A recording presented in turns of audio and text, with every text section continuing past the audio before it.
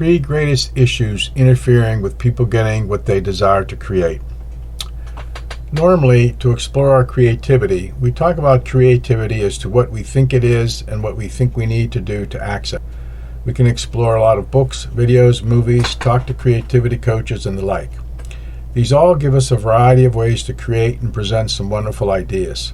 They talk about what we need to do to create whatever we want and/or how to create money and wealth. And there is some wonderful information out there, in general, is true. But what is given doesn't always work when applied, and they do not seem to work for everyone. The question is, what are the reasons for this? Is there something that is missing and/or not being communicated? The journey of exploration into our creativity revealed a variety of interesting things about our creativity that were never expected. But a persistent question that seemed to underlie the exploration was why so many individuals seemingly cannot create what they desire and the perceived limitations about our creativity. And looking at all the information and interesting things learned about our creativity, three things stood out as major obstacles. Yet they are not really obstacles, but they are not really an issue or an obstacle. Rather, it's a lack of awareness. The first issue can be seen as an unawareness about the depth and breadth of our creative ability and the creative power available to us, or a perceived limitation as to what we are capable of creating. Relative to the perceived limitation about our creativity, it is simply that, a perceived limitation.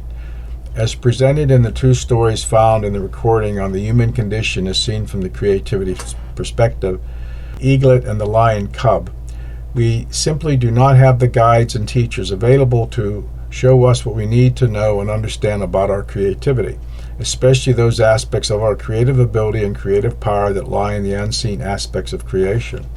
In actuality, we have an unlimited creativity in a universe of infinite possibilities. We have only limited our creative power and creative ability for the purpose of having a human experience. The challenge here is to learn and understand what is available to us and our creative imagination. One question that does arise if we did limit our creative power and creative ability to have a physical experience as a human being is, why do we not embrace the experience we desire to have as opposed to following what our mind thinks our life is all about and what it thinks we need in life? It was found the reason for this second obstacle or issue was the lack of awareness of our life path and how to align with it and use the life path. One of the more surprising things revealed in the journey of exploration of our creativity and applicable to all human beings, as well as being a major obstacle to what we wish to create as a result of our unawareness, is that we each have a life path. That is, there's an intention for our life and for us to have certain experiences. Our life path is a path through life that both carries us to these desired experiences and, as necessary, grooms us through our experiences for what we incarnated to do. Why our life path can be an obstacle to what we desire to create is most are unaware of its existence and what it really means relative to our creativity. Paragraph 6. What became clear in the journey of exploration of our creativity is that there is a creative life energy that energizes our life. It can be seen and experienced as a creative spirit within us with a purpose and intent. The energy which is energizing this spirit is an energy in flow. Analogously, you can look at this creative life energy flowing within us and energizing our life as a river flowing from the mountains to the sea. Convoluted as the path may be, there is a path the river will take to get to the sea. So to our life. There is a path our life will take from birth to death, giving us our experience of physical creation. What exactly is this life path? It can be viewed in several ways. It can be seen as the purpose for our life, the experiences we incarnated to have, the business of the Creator, the experiences of the flow of energy in our life and similar type characteristics, or simply it is the path our life takes to have the experiences we have. Relative to our creativity, the key issue with our life path is that it is where our creative life energy is concentrated. When we create in alignment with our life path and the intention for our life and create from this alignment, we have a greater amount of creative energy available to us to manifest what we desire as compared when we are not in alignment. How significant this is as an issue all depends on what we are desiring to create and why. Alignment with this flow of energy will give an inner satisfaction about life and the life we live. The obstacle is why individuals never get in touch with their heartfelt passion to know what will give them a life worth living. that will make their life fulfilling. Rather than accessing the creative passion within us that fuels our life, we keep following our mind, which keeps running on the programming that we've been given, trying to create what others say is important or satisfying.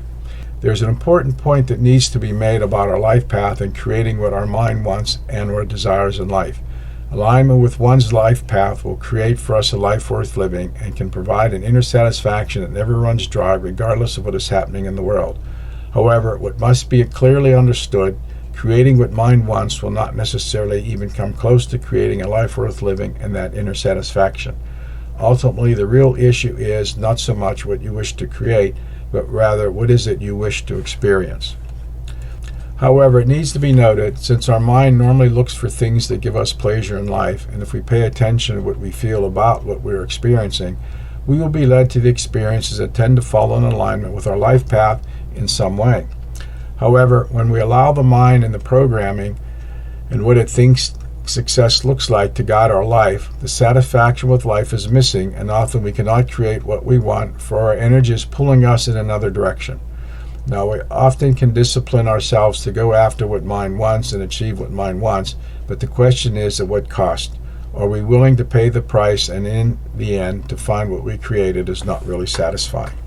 So to embrace the experiences we desire to have simply means aligning with our life path as opposed to following what our mind thinks our life is all about and what it thinks we need in life. The third obstacle is the concept of oneness. The concept of oneness is routinely found in the spiritual, mystical, metaphysical, and esoteric literatures and teaching. It is said in one way or another, everything arises out of a oneness or nothingness. Here it needs to be understood, nothingness does not mean nothing is there. It simply means no thing is there. No thing with form is there. If you wish, you can think of it as a lava volcano that forms and takes shape into a landmass. As a pool of lava in the volcano cauldron, there is no form, but it becomes form when it solidifies. If you study physics, you will find a similar concept of everything arising out of a quantum field of infinite probabilities. So what does this all mean? It means the universe, all of creation, and everything that is in it, seen or unseen, is all connected and all is ultimately composed of the same stuff of creation. The question is, what does it mean relative to our creativity, and how do we use this information in our creativity? The easiest way to introduce how oneness affects what we desire to create is to say that oneness leads to understanding there is an orchestration within creation. This orchestration influences what we can and cannot create. For the orchestration within creation, it gives rise to our life path and the role that we incarnated to play within that orchestration. Now, we can refuse or move in a direction away from the role we incarnated to play with our creative power and creative ability and our free will. Or we can work with the creator of the role we incarnated to play to seek to change our role within the orchestration. The choice is ours, for we do have a free will. But it may be wise to understand what our life really represents and seek to create from that understanding.